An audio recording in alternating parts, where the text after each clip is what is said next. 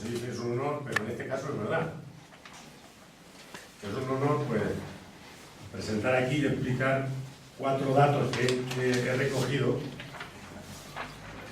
que en un principio no tenía interés, más interés que el propio, pero puede ser que le sirva a alguien más. Eso que os he dado es un chiste que hizo Peric, un dibujante catalán que murió hace ya más de 20 años, esto es del año 80 y algo, y es la introducción de un libro de historia y que lo ilustra con eso, ¿no? Dice, no lo entiendo, en la clase de matemáticas me lo creo todo, pues me exige la demostración. Eso es lo que tenemos ya unos años, nos pasaba eso, ¿no? No recuerdo en qué curso, pero bueno. En cambio, la historia, lo que me exigen es que solo me lo crea. Y esa es la historia que hemos tenido durante los 40 y parte importante de estos 30, yo creo que. Porque la historia, como dice la gente de la calle, ¿para qué sirve? Si tú estudias historia, ¿para qué sirve? No sirve para nada. No sirviendo para nada es la base sobre la que se construyen, pues, las sociedades. Y como esa es la historia que nos han intentado explicar, salió la memoria histórica, producto, pues, de lo que se ha hablado durante toda esta mañana, esta tarde, de ese pacto de la transición, en el que, sin estar escrito, sí que tácitamente este país sufrió una amnesia de su pasado y pasamos a ser uno ya lo era, demócrata, evidentemente, pero otros pasaron de llevar la camisa azul de Falange a ponerse la camisa blanca y ser demócratas de toda la vida. Eso pasó no solo en la clase política, sino en todas las actividades de la administración. Entonces, pues lo que se ha llamado memoria histórica, creo que ni eso, a los que detentan la historia oficial, porque todos los países tienen historia oficial y todos los pueblos también, pues no les ha gustado, y entonces ahora hay no solo por internet, sino se han hecho obras con gran aparato propagandístico. Tú vas a un gran almacén y encuentras obras de un tal Pío Moa, César Vidal, en el que ellos lo llaman la otra memoria. La otra memoria que es para contrarrestar la memoria que se ha estado trabajando en la clandestinidad en su momento y en estos momentos o desde que aparece la memoria histórica. Esta otra memoria ya no es tan descarado como la historia franquista, que está clarísimo que eran los buenos, y los otros que eran la anti-España, que no tenían ni nombre, ¿no? Ahora se juega sobre una verdad oficial, que es lo que se decía antes, de guerra fratricida entre hermanos. Eso es mentira. Podría pasar que hubiese hermanos en un lado y el otro de lo que se han llamado bandos, que tampoco son bandos. Se está ya planteando que aquí no había 2 bandos, aquí había un gobierno constituido con sus defectos y todo lo que se quiera, y una banda de militares, golpistas, que actuaron como eso, como banda, asaltando y entrando en los pueblos, pues a sangre y fuego. Entonces, como decía alguien en su momento, hay que cada vez definir los nombres. La guerra civil en muchos sitios de España es un insulto. En Galicia, en gran parte de la Castilla, lo que era Castilla la Vieja, en Navarra, en Baleares, en media Andalucía, en Extremadura, ahí no hubo guerra. Ahí entró el ejército, mató, fusiló a unos cuantos, porque esa era la consigna que tenían, y así hasta que vino la famosa transición, ¿no? Entonces, claro, no puedo quedarnos con los brazos cruzados esperando que sigan escribiendo su historia, que es como aquel que dice el raca raca, ¿no? Y yo leí en algún sitio un proverbio africano que me gustó. Dice, mientras no aparezcan los historiadores de los leones, las cacerías las seguirán explicando los cazadores.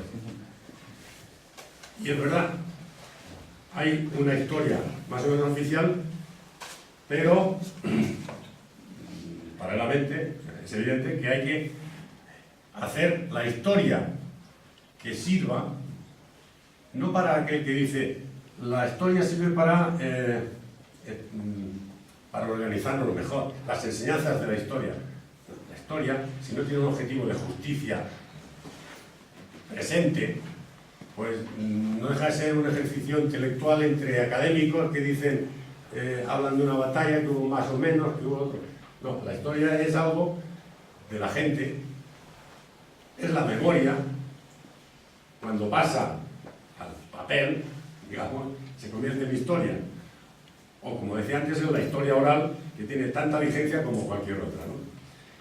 Entonces aquí, en Alhama, y algunos preguntaréis qué puñetas hace un individuo que ha nacido a 1000 kilómetros de aquí hablando de la historia de Alhama, de la historia local. Y pues es la memoria. Y la memoria de Alhama, ¿dónde está? Pues que yo sepa, hay memoria de Alhama. Yo lo conozco directamente en Francia, en Canadá, en el País Vasco, en Cataluña, en Castellón, hace poco, y lógicamente en Alhama. Y por eso estoy aquí, que no soy alameño, por lo menos de nacimiento. Y entrando un poco más en materia, podemos decir qué es lo que se ha hecho sobre la historia local en Alhama. Y lo que yo he encontrado ha sido muy poca cosa. Básicamente, quien abrió un poco la brecha fue Juan Gutiérrez, desde Francia, que vale la pena un poco explicar cómo llegó a hacer este trabajo.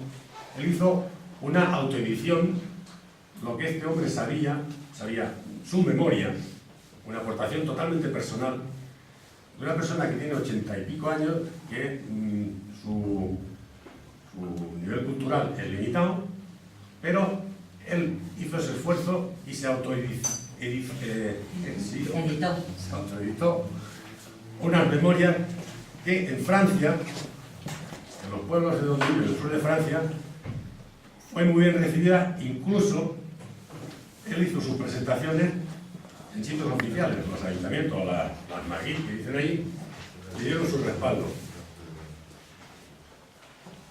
Aquí no pasa, no digo aquí en Alhama, sino en muchos sitios de España, esto no pasa. ¿Por qué pasa en el sur de Francia? Porque ahí queda el rescoldo y los descendientes del montón, de los miles, de los cientos de miles que emigraron y que se quedaron allí.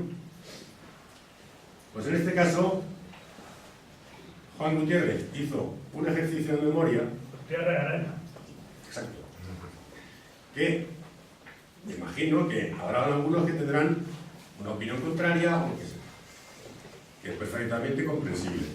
Pero como muestra de lo que es esa otra memoria, que es, lo digo, es la misma memoria, no la misma memoria, la imposición de una España uniforme fascista, aunque se siente como demócrata, que todos somos demócratas.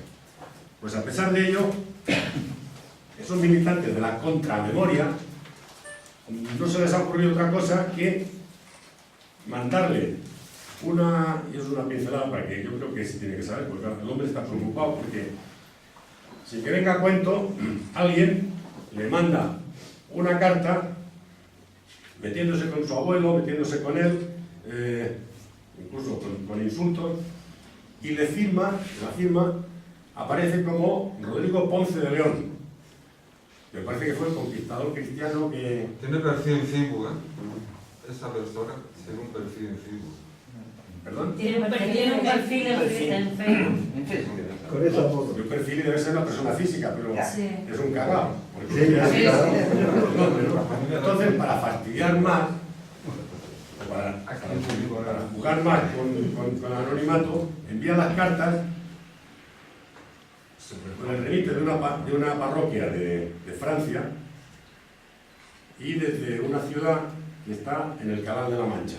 Este hombre vive en el sur de Francia. Lo digo porque incide y es una persona que conoce la zona, conoce el pueblo, conoce algo de la historia, porque además como contrapartida para decirle, mira, la historia que realmente, cómo fue, entonces le presenta unas fotocopias de la otra historia que se escribe o que se ha escrito en Alhama, que es el trabajo de Salvador Raya, la revolución y la contrarrevolución. Tío Moda, El tío Boada. Tío Boada. Sí. Pero un momento. Ese chaval tendrá su pero ese no vivió como mi primo este que ha dicho Juan Gutiérrez Arena. Ese chaval con 6 años ya estaba ahí viendo lo que estaba ocurriendo en la guerra. Ese habrá estudiado mucho, pero ese no ha visto lo que mi primo este ha visto. Sí. Lo que pasa es que creo que hay que decirlo Ya. porque Juan se siente, pues, más que ofendido, no, pero acosado sí. Dice, pero ¿por qué me tienen que mandar a mí estas cosas cuando, cualquier día, cuando quiera, viene, que sea, y se explaya y le contestamos y explicamos lo que sea? Yo, si no han leído el libro de Juan Gutiérrez, se lo recomiendo. Y si no han leído el libro de Salvador Raya, bueno, el de Juan Gutiérrez recomiendo que se lo compren, porque ya quedan pocos. ¿No? El de Salvador Raya, yo le recomiendo que vayan a la biblioteca, porque no me sabe comprar. yo lo he comprado y finalmente no encuentro ahí lo que Si yo eso ha sido pensaba. más malo, babana. Bueno, pero hay que leerlo todo. Porque No van a leerlo todo, Para encuentra... Ay, pero si eso ha sido. Bueno, Pregunta a su eso, amiguito en Juan. algún momento igual recogeremos otra vez la historia ¿Sabes lo que hicieron con ellos? de este hombre, bueno, de este hombre, Pues del libro de este hombre. Y yo lo que me he limitado a hacer es recoger datos que están en internet o publicados en libros como Rafael Gil Bracero, que es un historiador de Granada, que hizo,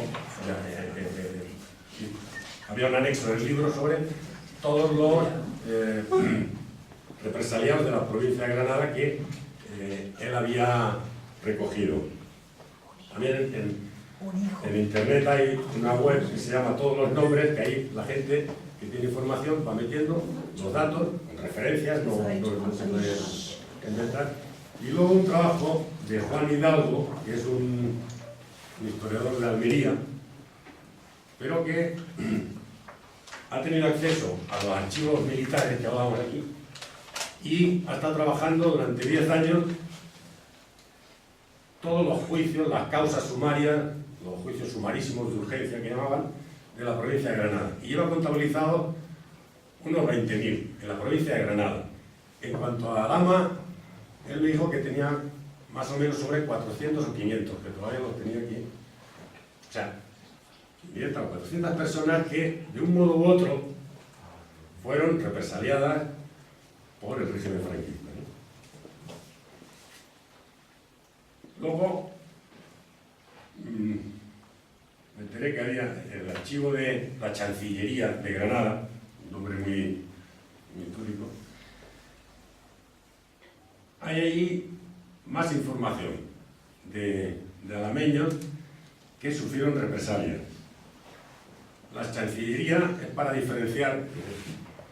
Lo que hay en la Chancillería son archivos de responsabilidades políticas. Y es que para los que no estáis en esto, cuando esta gente, bueno, primero lo que hace esta gente es cargarse todo el código civil, el código, la legislación que había en la República. Y como el bando de guerra famoso es ilegal, que eso lo tenía que dar el gobierno, en todo caso. Ellos aplican, dicen, declaran el estado de guerra y, para tener una legislación a mano, cogen el Código de Justicia Militar del año 1890 y es el que aplican. Además, no necesitan demasiado, son 3 los artículos que utilizan, el 238, 39 y 40. Eso les sirve para decidir si la gente es, el delito es de adhesión a la rebelión, rebelde eran ellos, pero el que defiende a la República lo acusan de adhesión a la rebelión si se ha juntado, o auxilio, mejor dicho, si está por ahí, adhesión a la rebelión si es que se ha incorporado a las milicias, y con esos artículos no necesitan nada más. Luego se inventan otros, ¿no? Y eso es el juicio militar. Ya en el año 37, cuando dicen condenamos, tenemos a condenar y condenamos a fulano tal, hay una salvedad que dice y responsabilidades futuras que puedan surgir, dejando abierto pues lo que vino después, que es la ley de responsabilidades políticas, y es pagar por la pena. O sea, no solo era el castigo de cárcel o de que fuese, sino que además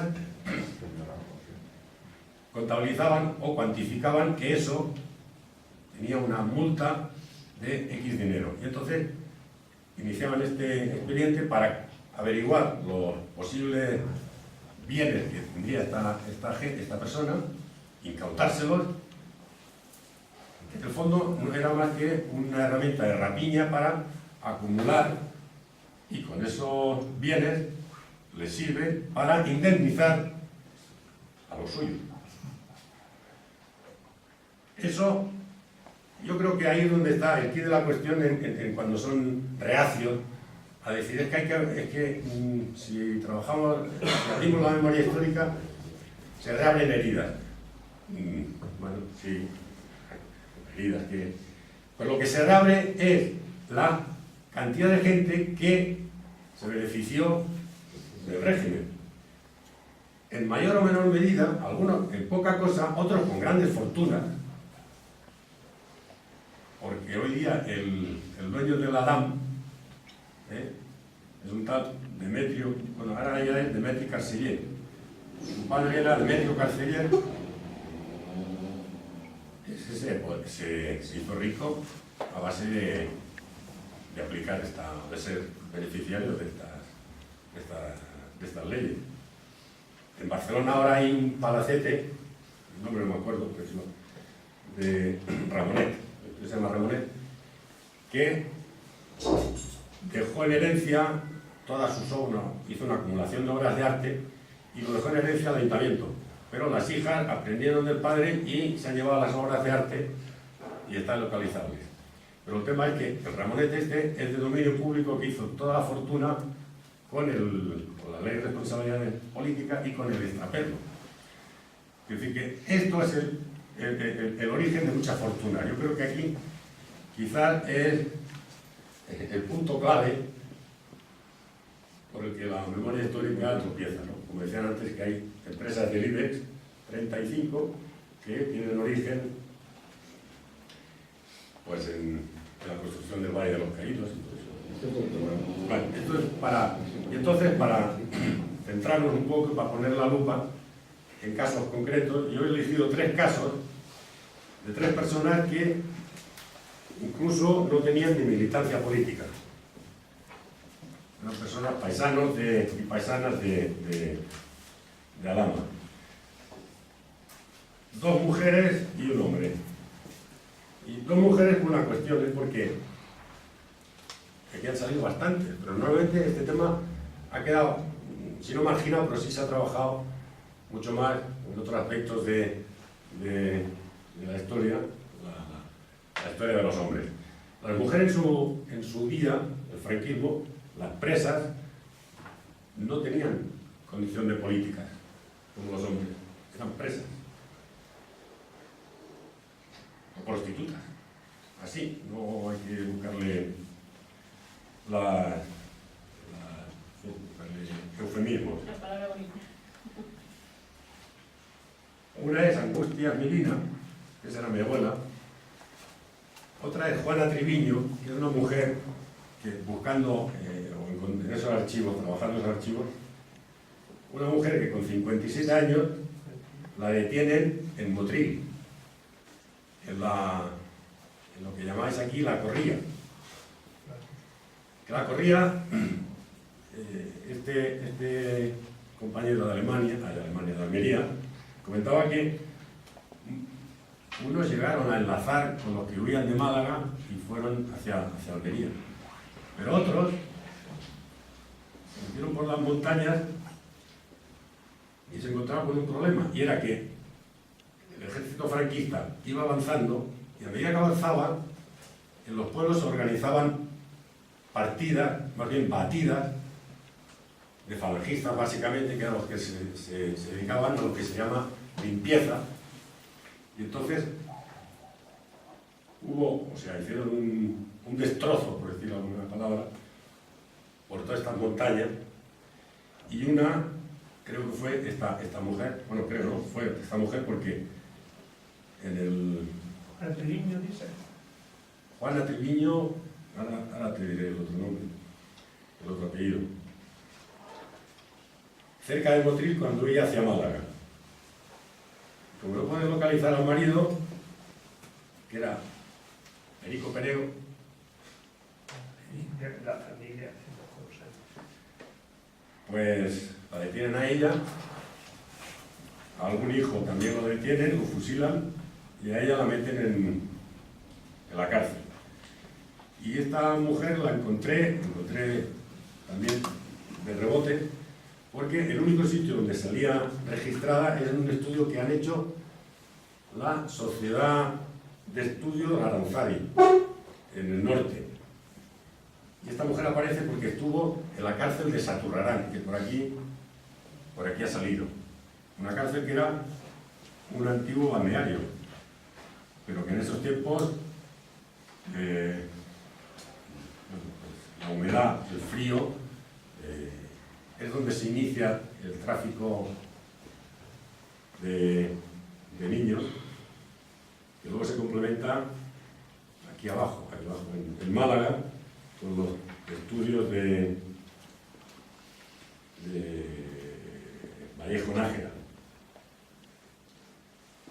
Yo lo que estaba buscando, es que me he ido preparando es cómo instruían la causa. Los juicios. En este caso, ya estamos en el año 39 y es cuando aquello que dice ¿no? que no tenga las manos manchadas de sangre, puede volver. Y muchos se lo creyeron. Sí. Ese fue mi padre. Pues en este caso, bueno, pues se instala, ya están instalados, lleva tiempo instalado aquí en el 37, el ayuntamiento, aquí en el 37 ya se instala el nuevo consejo gestora, y en esta zona hay el capitán Márquez Mira, que es el auditor, que le llaman, el auditor militar, y es el que instruye los juicios. ¿Cómo se instruye los juicios? Pues simplemente cualquier persona, como además el régimen alienta la delación, dice, si conocéis algún republicano, a alguien, tenéis que denunciarlo, incluso con represalias si no denuncias. ¿Puedo Sí. corrompir la palabra? Mire, en los pueblos lo que tú acabas de decir, ese señor no sabía lo que había aquí. Pero había unas señoras que le decían las de Lasca, a mí me da importa poco de decirlo, que llegaba y luchaba porque había dado un tope que iban a trabajar y querían cobrar. Entonces venga, a fusilar. En este caso, la que presenta la denuncia era una tal, no sé si Ana, Melguizo. Sí. Y presenta la denuncia, Sí, ya está. presenta la denuncia contra 4 personas. La misma. Una de ellas es esta Angustia Milina, y entonces en la condena, el juez auditor explica: resultado que la procesada Angustia Miriam Navarrete, alias, porque la mayoría de procesados, o mejor dicho, la mayoría de gente del pueblo tenía mote. Sí, claro. Los señores, las personas de orden, no, esos tenían, se llamaban Don y Dona. Fernando y Venga. Entonces dice, esta mujer, Angustia Miriam, cuyas circunstancias constan en su auto de procesamiento, esto es la introducción, es una mujer de mala conducta y probablemente una prostituta escandalosa y aficionada a la bullanga marxista, como han sido casi todas las de su clase. Esto, visto con el tiempo, te lo miras de una manera, en su momento, pues nos podemos hacer la idea, ¿no?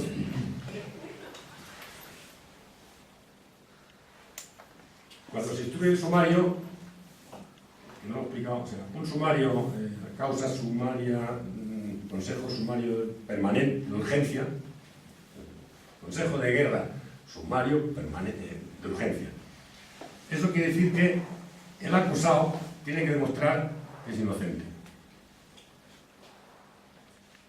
Entonces, ¿cómo demostraba que eras inocente? Porque, además, las pruebas que tú tenías que aportar era gente de reconocida solvencia, según ellos, y afectas al movimiento que ellos decían glorioso movimiento nacional. Entonces mi abuela da 3. Un tal Raya, un tal Gómez, Juan Gómez, sí, luego lo encontraremos otra vez. Y la Guardia Civil también, que había sido fuerte. La Guardia Civil, la persona de orden esta, Raya, no dicen, la conozco y tal, pero ni una cosa ni otra. Pero el tal Gómez, dice que es una mujer de cuidado, porque se lo ha informado su camarada falangista Juan de Dios Velasco Jiménez, que la vio salir con ropa de casa de los saqueados, de los que se La acusación inicial de la señora esta Melguizo era de que mi abuela, cuando mataron a 12 o 14 personas en la calle Llana, dice que a uno le robó una moneda de oro y que se la vendió a un miliciano por 35 pesetas. Hay que estar muy al tanto en el barullo. Si hay un barullo que mata a tanta gente, para eso. Luego incluso, que hasta el auditor lo reconoce, dice que no había que hacerle mucho caso a eso. Por ese lado queda libre, pero por el otro lado, con el informe de Juan de Dios Velasco, que dice que participó en la rapiña, pues entonces le caen 12 años y un día. Llevaba en la cárcel desde el 30 de septiembre. Y luego va a Granada. Allí en Granada reciben la orden, junto con 80 mujeres más,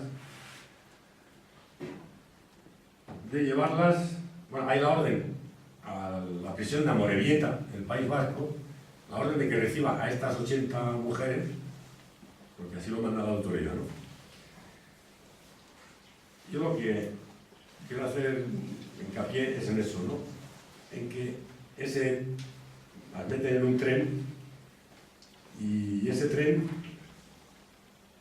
llega a Amorebieta, sale el 26 de febrero, según los papeles que digan, y llega a Amorebieta, la dan de alta el 20 de marzo.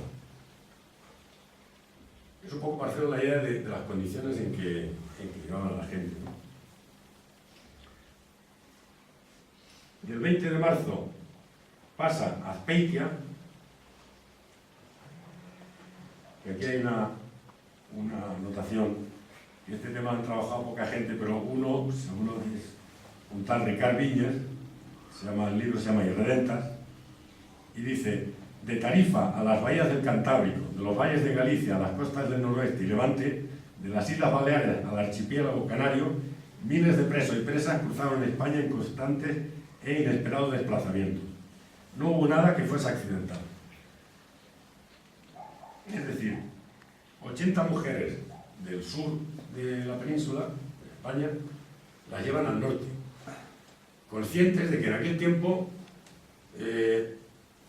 la comida era no solo escasa, sino alejado de los familiares que podían auxiliarlos. O sea, eran conscientes de mandarlos a esas distancias. Y además, continuamente, el movimiento.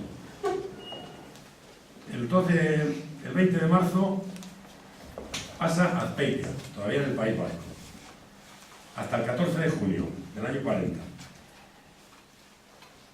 El 14 de junio sale con destino a Gerona, pero llega a Barcelona el día 26, o sea, 12 días entre el País Vasco y Barcelona. Y en junio del año 40, el médico de la prisión de las Corts hace un informe y, según recoge Ricard Viñas, dice: lo cierto es que las expediciones que ingresaban eran observadas con miedo y desconfianza por la dirección de la cárcel, a causa de las condiciones sanitarias en que llegaban las presas de otras procedencias.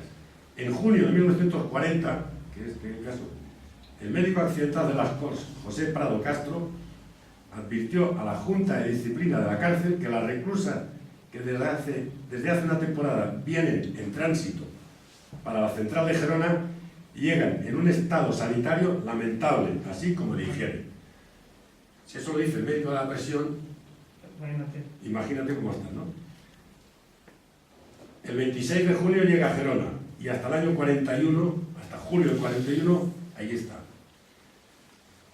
Julio del 41, 4 días de desplazamiento hasta Málaga. El 25 de julio del 41 llega a Málaga y hasta noviembre del 42, ahí está, en que el 26 de noviembre del 42 le dan la libertad condicional. En algunos casos hablan,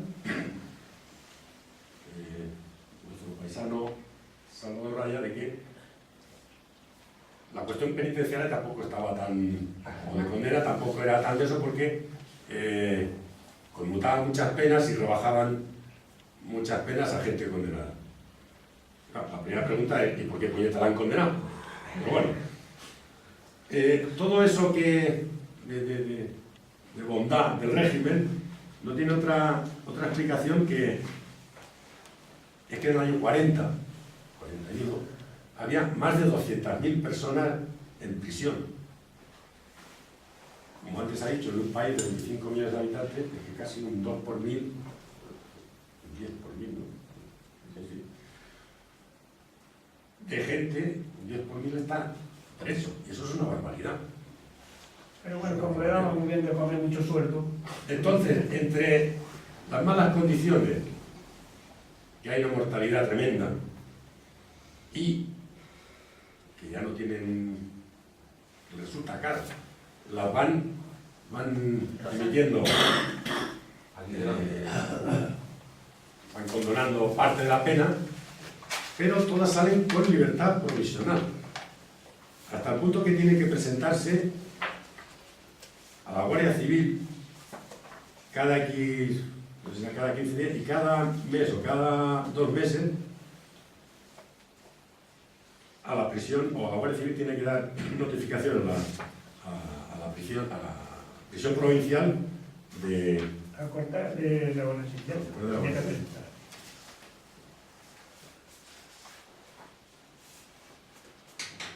Eso básicamente, haciéndolo corto, porque luego son muchos detalles que podemos seguir, pero es una prueba de que en este país y en este pueblo se encarcela a quien encarta.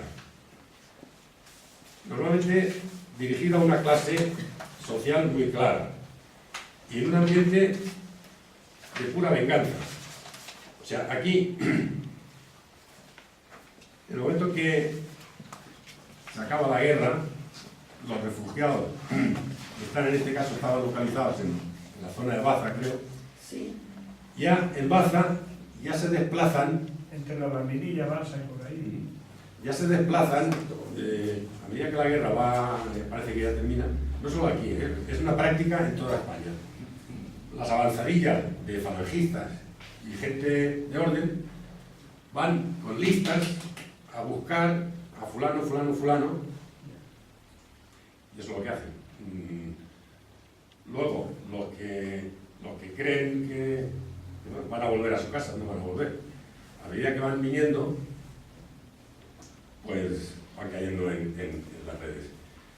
Los juicios y las muertes. Aquí en Alhama, en el año 37, algo miraré por un momento, hay 30 y pico personas muertas por herida de arma de fuego, que es el eufemismo que utilizaban para no decir que estaban fusilados, herida de arma de fuego, choque con fuerza pública. Y aquí lo tengo. En marzo del 37 hay 36 personas muertas por arma de fuego. En el 36 ya habían caído 5. El resto del 37, 7. En el 38, 3. En el 39, 3. Y en el 40, ya acabó la guerra. Cuando, En el 40 hay 17. Insisto, son datos registrados, datos que se han encontrado. Es que no hay facilidad ni para estos datos ni para los otros. ¿No? Una vez acabada la guerra, 17, en el 41, 3, otros 3 en el 42, en el 43, 2, en el 44, 2, en el 45, 6, en el 47, 1 y en el 50, 2. Son 90 personas que están documentadas con nombre, apellidos y tal, que han muerto violentamente. Esto no tiene otra lectura que el de una venganza totalmente programada, consciente y programada. Y se silencia porque la historia oficial, aquí en Alhama, es que los rojos hicieron unas matanzas tremendas, aparte de la revolución, y hay que empezar pues, aceptando eso, ¿no? De que el 30 de julio del 36 y el 1 de agosto del 36, aquí en Alhama murieron, asesinadas, muertas, lo que llaman personas de orden. Pero hay que ponerlo en su contexto. Es que en julio del 36, el 18 de julio del 36, se estalla la guerra, declara el bando de guerra, Granada queda en poder de los golpistas, la autoridad que debería amparar a Alhama es la autoridad fascista que se y entonces la República reorganiza y Granada, Alhama, administrativamente pasa a depender primero, o sea, en una parte de Málaga y de Murcia, que ahí se entiende los soldados de Marina de Cartagena que vienen en un intento de hacer frente a las tropas franquistas. Eso es del año 37, luego lo de la fosa, eso es posterior. Entonces hay que entender una situación en la que la autoridad no existe, la autoridad se entiende el que tiene la fuerza, no existe. Aquí la Guardia Civil, por lo que decía las declaraciones del Ángel Marí, que era el Omari Díez, que era el teniente o capitán de la Guardia Civil de aquí, no se decide a declarar el estado de guerra por la simple y llana razón de que está también con los republicanos, esto está también con los republicanos. sí, con la asistencia de las organizaciones obreras, de las organizaciones republicanas, que, pues lo dicen, señor Guardia, que la cosa no va a ir por ahí. Entonces aquí no se da bando de guerra, pero en Jayena y en otros sitios sí. No solo eso, sino que además se atrincheran. La Guardia Civil se atrinchera y en Jayena pues vienen las tropas de las milicias, que todavía no es ni ejército, vienen las milicias de Málaga y voluntarios, grupos voluntarios, a reducir a los rebeldes, a los realmente rebeldes, que son los franquistas. En ese contexto, pues aquí se dan esas muertes. Se dan esas muertes también porque constantemente era bombardeada. Alhama, venía el avión, la aviación nacional, tiene Fascista. Sí, así. fascista, franquista, Nacional. tiene más operatividad que la aviación republicana y Alhama es bombardeada bastante, ¿no? Ocurre en eso porque todavía es un misterio, dicen, es que estaban en la cárcel y alguien abrió la puerta. Y los presos, con la puerta abierta se escapan. Ataron a los más ignorantes. Pero no solo eso, sino que además cuando, y esto con el paisano vuestro Raya, discutí un poco en Granada, dicen, es que son asesinatos y eso hay que perseguirlo. Y hay que averiguar quién ha sido y poner la pena. Bueno, la administración o la justicia franquista, en el fondo no investiga. Ellos ven que hay una serie de muertos con la colaboración, en este caso, de la Iglesia, de la jerarquía. Esos muertos pasan a ser mártires. Y no investigan. Lo único que hacen es, al cabo del tiempo, en el año 40, como han tenido una lista de los dirigentes republicanos, los que elige el comité, que se llama Comité Revolucionario, los va cogiendo y la mayoría de estos son fusilados. En algún caso, como el caso de un tal Antonio Navas, muere antes de que lo condenen a muerte. Y se da el caso que lo condenen a muerte, él ya ha muerto. No sabemos, se supone que en la cárcel, con malas condiciones, y ya el tristán que hizo es que luego le conmutan la pena de muerte.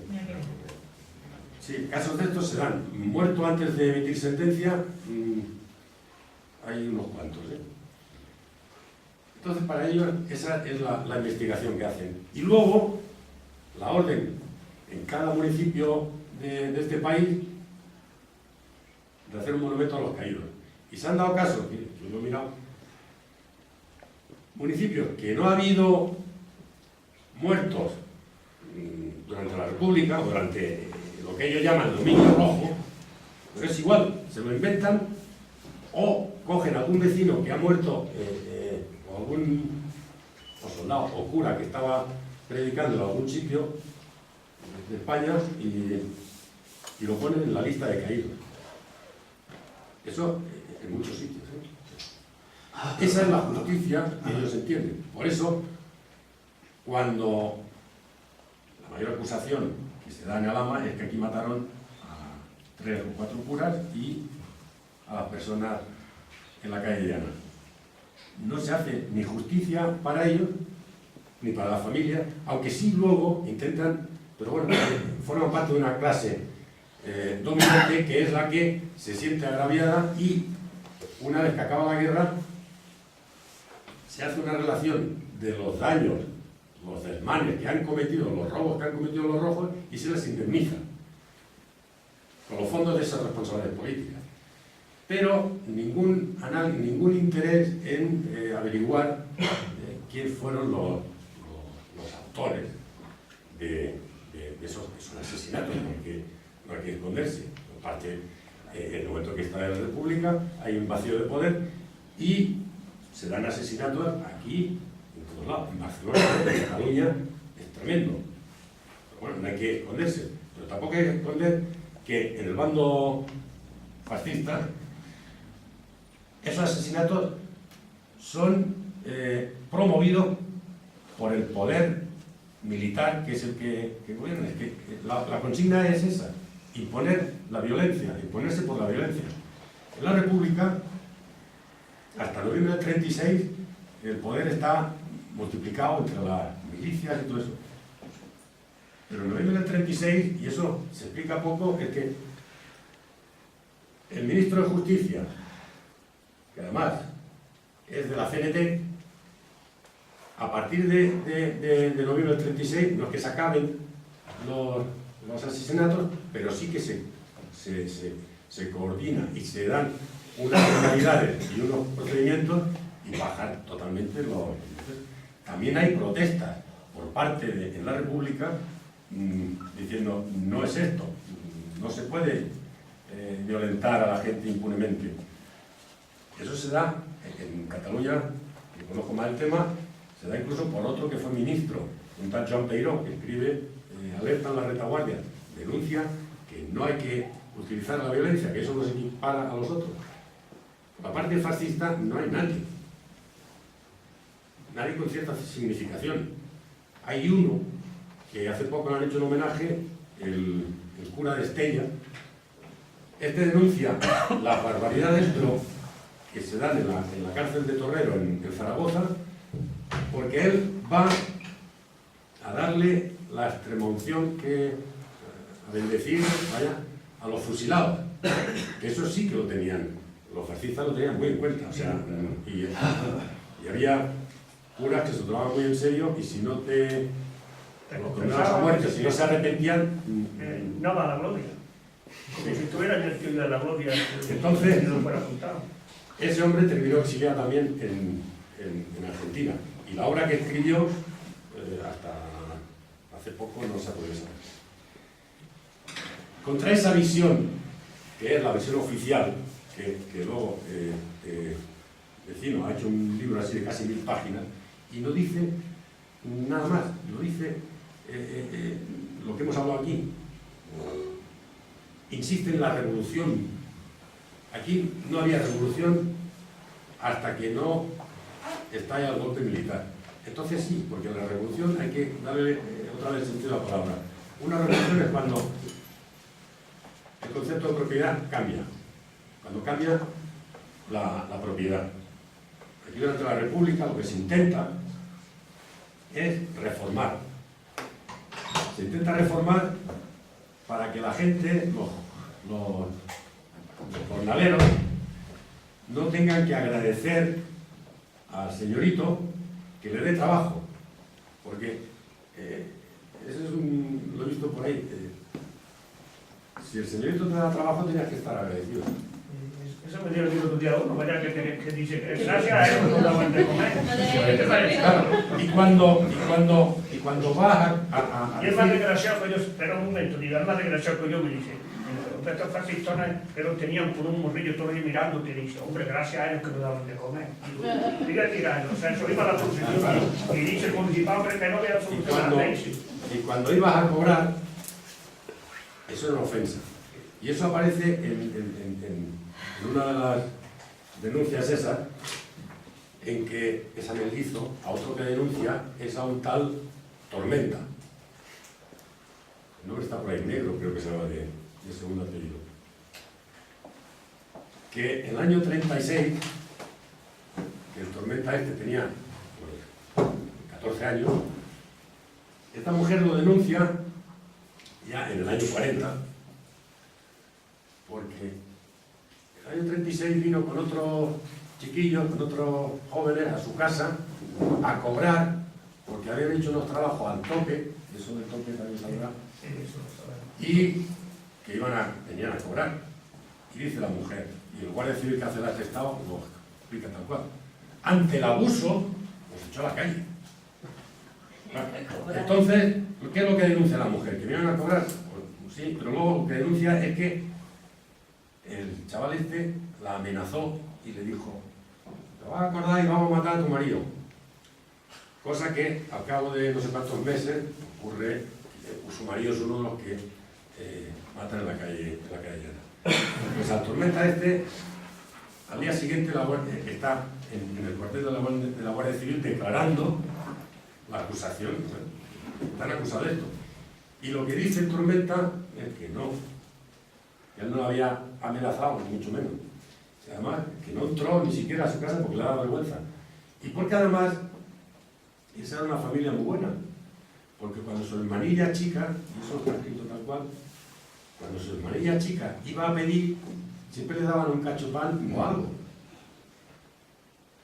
Esto es lo que la República intentaba cambiar, que la gente no tuviese que ir a pedir,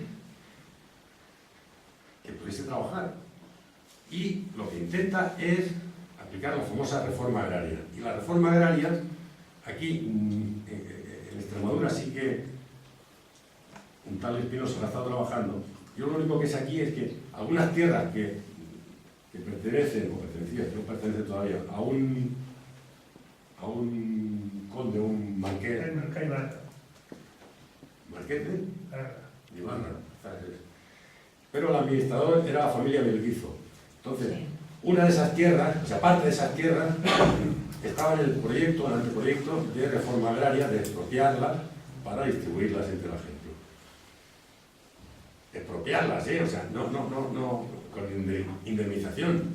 Además, la reforma era, se expropiaba a gente que se ganaba la vida fuera de ese ámbito agrícola. O sea, no expropiaban a gente que trabajaba sus tierras, o que las tenía trabajando, no, era gente, pues eso, la duquesa de Alba y cosas así. Ahí es donde entró en vigor, o sea, ahí es donde ya se cabrearon los señoritos de este país y ya le dieron alas a los militares. Y ahí es donde terminó la República, porque esos militares se revoltaron. Se dice así, revoltaron. Porque si no, no hubiese habido guerra. Y eso contradice toda el discurso, en este caso, de Salvador Raya, Pío Moa y toda esta gente, en el que, como decía antes, vinculan República a Guerra Civil. ¿No? República pues, fue un sistema político. El precedente, el que tenemos ahora, porque el precedente que tenemos, o sea, las raíces de la democracia coronada que tenemos ahora, es la República, porque no va a ser el franquismo, no va a ser la dictadura Primo de Rivera. Y ese es el gran problema que hay en este país, que es el que, como decía antes, que en Francia, en Italia o en eso, es que Francia, Italia y la Europa que se conforma después de la Segunda Guerra Mundial, se conforma porque el régimen que se instaura ha estado luchando contra el fascismo y se asienta sobre unas bases democráticas y sobre una aceptación popular. En Francia, incluso, cuando se libera París, que por aquí lo han dicho, que los primeros que entran en París es la Compañía La 9, que son republicanos, que algunos Partisanos que se fueron algunos vienen desde África, que han estado trabajando en el campo de concentración. Son republicanos, los primeros que entran en París son republicanos, pero De Gaulle tiene mucho cuidado en el discurso de decir: París se ha liberado. Así, los parisinos, además hay una canción por ahí. Conscientemente está ocultando o no diciendo que la mitad de Francia era fascista, la Francia de Vichy, y Francia estaba así, de colaboracionistas con el nazismo. Pero el régimen que se implanta en Francia lo que hace es obviar, tampoco los condena demasiado. Luego con el tiempo han ido saliendo que este es un colaboracionista nazi y hay que juzgarlo. Pero Francia se asienta sobre las bases democráticas de lucha contra el fascismo. Italia lo mismo, Alemania también, Inglaterra un caso de bueno. En España no.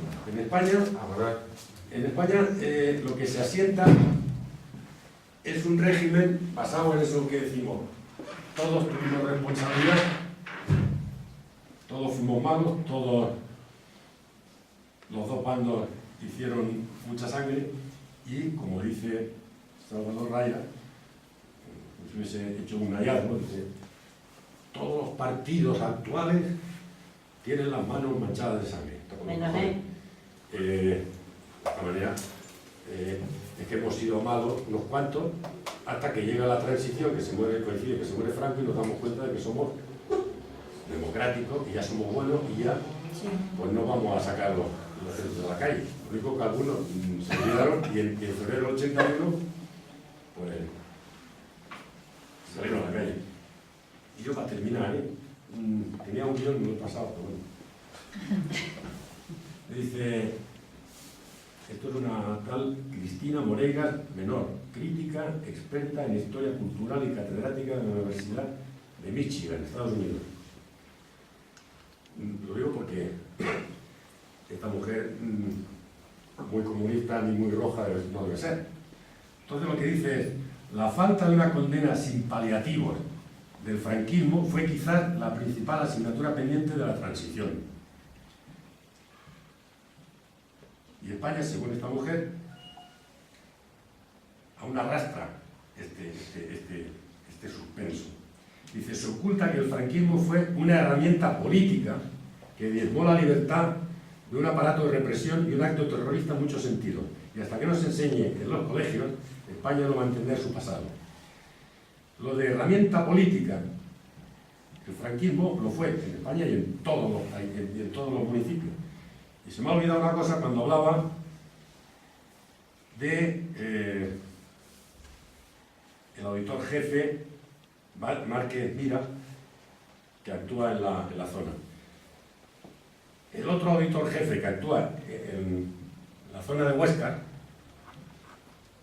el auditor jefe es el que dicta sentencia, es, o era, un tal Jerónimo Castillo Prados, que lo que podemos entender es que hace los méritos en Huesca para luego ser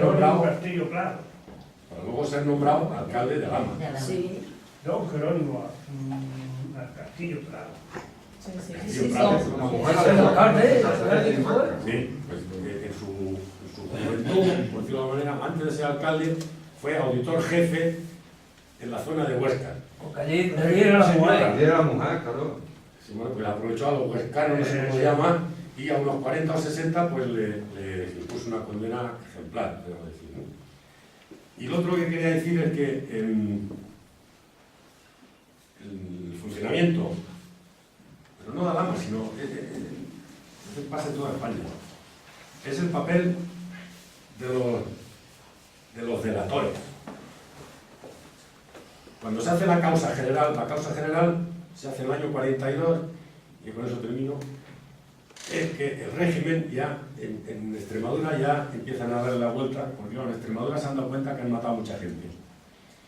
Y dice, pero no, es que los rojos son muy malos. Y entonces Franco da la orden de que se haga la causa general. Todos los ayuntamientos de España, aparte de hacer el monumento a los caídos, tenían que hacer una causa general en la que diga todos los desmanes y los muertos que han causado las hordas marxistas durante el dominio rojo. Entonces todos los ayuntamientos hacen su lista, como aquí, como los asesinados, y al lado los sospechosos. Y ahí, ¿en base a qué? Pues en base a lo que dicen el rumor público. Claro, el rumor público, ¿quién lo lleva? ¿Quién tiene autoridad entre el régimen para explicarlo? Pues hay toda una serie de personas, que es la que, por aquí sale, que les cae sobre ellos la condena y la marginación y el señalado por la calle, pues, o familias enteras que dicen, esos fueron los responsables de todo lo que pasó en Alhama. En Alhama, en Loja, en Sahagún, en cualquier lado. Bueno, pues, aparte de convocar a los familiares de los caídos,